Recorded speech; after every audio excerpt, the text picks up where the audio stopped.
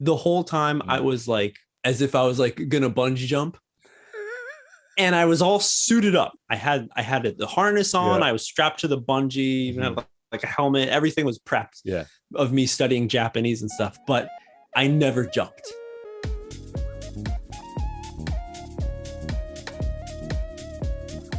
Hey everyone, welcome back to another MJ, how'd you learn Japanese? Well, I'm going to explain it to you right now. Episode where the host, my name is MJ. My name is Adam. And today, everyone, I'm going to be inviting you onto a journey, learning about how and why I decided to study and learn Japanese. It's going to be a good one. That's the title. That's a really long title. It's going to be looking weird. In any case, everyone, welcome back to another episode of the MJ and Adam Show, where we give you beautiful, natural, wonderful English conversation from two friends just hanging out. So, hey, you can be a part of this friendship, joining the membership, jumping on, subscribing to this channel. If you want to improve your English listening skills, we're here to help you.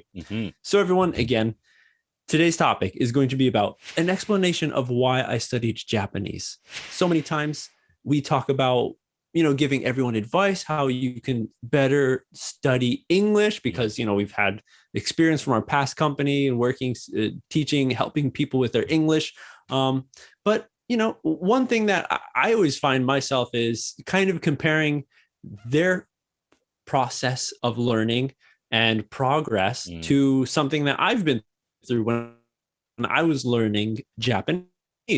So I'm going to lay it out all on the table for you in this episode. So everyone, let's just start from the beginning of why I studied Japanese. So deep back in my youth, high school, middle school, I started all off in middle school, or even before that. It started off with Sailor Moon, I believe. Just my interest and love of animation, this aesthetic of the drawings that I've seen. It was very different, and I wanted to learn more about it. I got more into anime, became an otaku of anime, and then I was like, I want to travel to the country where this stuff was born because I'm really interested in it. So then I traveled to Japan when I was young in high school, and I enjoyed it very much. At that time, though, I was like 16 when I first came to Japan, and I didn't care at all about how can I learn this language? What are some words that I can use? Right. How can I befriend more of the people here? I was just out enjoying the times as much as possible because everything was so different. The only words that I learned at that time were sumimasen, onigiri, and hanabi. Maybe it was explained this before, but those were the three master Japanese words. Those from the master course that I took, those were the three words that I lived on. Okay. I came to Japan many times after that. And it wasn't until I was like 20 when I was like, maybe I want to learn Japanese. Yeah. And the reasoning was because I wanted to live in Japan. I wanted to live in a new country that was not native to me. My parents are both from another country and moved to America, and I'm first generation. So I kind of also wanted to feel their hardships and the struggle that they went through, learning a new language and getting used to a new environment, making new friends in this totally different world. And for me, it's like almost a no-brainer because I liked the culture, the scenery, the subculture so much. Right. And I'm like, okay, like I should just learn Japanese so I can live in Japan. And not only would it be great because I can dive deeper into anime and all the subcultural stuff, but I can also connect with actual people if I can speak the language. And then maybe it will broaden my mind even more to understand what Japan is and what the Japanese are really thinking. So I picked up a bunch of like textbooks, dude. Went to like libraries and learning through cassettes, learning Japanese through these things, and always being so pumped and ready to study and fill my brain with new Japanese words and vocab. But usually a week into it, I was drained. I was tired. Yeah. I didn't see any progress and I would stop. And that was a vicious cycle continuing over and over and over again, where I was like, oh, maybe I need a new type of book. Oh, that last one didn't work for me, so let me try this new kind of textbook. This one looks cool, maybe I'll put in more effort. And again, same routine of being really excited about it for a few days, a few weeks, and then dropping the ball. And that happened continuously. And then I finally was like, all right, let me go to this night program at my local high school. I've already finished, graduated and stuff. But in my town at the high school, they had night classes for different things. And I saw they had a Japanese course. And I had a friend of mine who also was interested in Japanese. So he's like, hey, let's do this together. So we went through maybe 6 months of Japanese class, going through the rudimentary, elementary style Japanese. Aiu e o, kakiku keko. Got to put 10-10 on there, and it's gagigugego. Okay, and that was all fun and good, but it wasn't super serious. And in my environment, I never used that stuff, so it was very, very easy for me to forget it. And then I was like, this is it. I got to buckle down. If I really want to make this dream come true of me living in Japan, this new country, I really believe like I need to learn the language first. And what a better place to do that than in Japan. So I looked up different types of Japanese language schools in Japan while I was still in America, looking up online all these different language schools.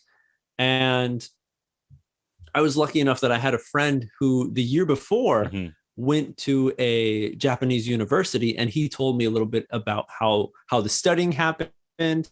And he said, like, you should go to Japan and like visit all these schools to see which one fits you best. So I visited Japan for a little bit. I went to so many different schools, talked with the teachers, talked to the principal of those language schools. So I was serious, I was like already like, I'm going to sign up to learn Japanese at this school. And while I'm there, I signed up, I get a 1-year visa to go to school. And then also I get a job so I can stay here and live a little longer. So that was like the real push. The whole time I was like, as if I was like gonna bungee jump. And I was all suited up. I had the harness on. I was strapped to the bungee, even had like a helmet. Everything was prepped of me studying Japanese and stuff. But I never jumped. Never took that leap. All right. I don't know if it was because I was scared, wasn't ready. I don't know what it was, but I never jumped. And then me coming to Japan and signing up for that year of language school, that was the big push that I kind of like, I kicked myself off the platform, the bungee platform, to dive in. And from there, it still wasn't an easy ride. I hated that bungee jump. I hate bungee jumping. I hate heights. It was not fun. And so when I was learning Japanese, it was so difficult, and I hate studying. So I had a hard time. I barely passed my tests, like all of them. Every time I would just barely pass. What really helped me was making actual connections, bonds with people, meeting friends, making friends, going out with those new friends. And luckily enough, I think in most cases, those new friends are very open to the fact that this person is studying a language. So they're not going to speak perfectly. And we are now friends, so we can help them out. And that was definitely a big help for my ego. Because one thing I was super shy about making mistakes, just like everyone who's watching, like we always talk about, in Japan, everyone doesn't want to make mistakes. It happens to everybody. I think it's just natural. So I didn't speak. But I remember a few kids in class who didn't care at all. And they spoke so much. And a friend of mine was like, yo, people like that are going to speak quick. And I didn't really think much about it at the time. But now looking back on it, and how many times like I just kept my mouth quiet because I didn't want to make a mistake. I noticed how much progress I could have had if I just opened my mouth and made those mistakes. And I lost months, years maybe, of just being shy and not wanting to make a mistake. So the real clicker for me, I think, was, of course, one, making friends, but another one was finally figuring out and getting over the hurdle of being worried about what other people thought of me and me making mistakes. Wow. Okay. And I think that has to be the real thing that helped me improve and speak Japanese, because even now, like, I think I still need to study more, but I'm still at the same place that I was years ago, where I was like, I'm going to get all these books, and then I'm psyched for like a week. And then I'm like, no, I'll do it next week. I'll do it tomorrow. And then tomorrow never happens for those books. Right. They just keep on collecting dust. But I still enjoy going out with friends and learning new words there, or even just watching like even like the news nowadays. You know, I'll be watching something, I'll be like, what was that they just said? If I can remember, I'll jot it down and try to figure out what the meaning was. And I might not really remember it, but there are some times, everyone, where I'm speaking in Japanese and I'll say something and then stop myself and even ask the person I'm talking to. I'm like, was that the right word? Like, do you understand what I said? And they're like, oh, yeah, that. And I'm like, yeah. I'm like, I used that right? They're like, yeah, you did. I'm like, whoa. I noticed myself. I'm like, I don't know where I studied that. It just came out. It just came out. Wow. And it was correct. And those are the pinnacle points where you see finally that it was important that you're keeping your ears open and paying attention. Even though it's something that you don't care about, like watching boring news or something, that the new words, the vocabulary, the sounds, intonation, they do resonate and they do stick in your head to some degree. And sometimes they just make their way out without you even knowing it.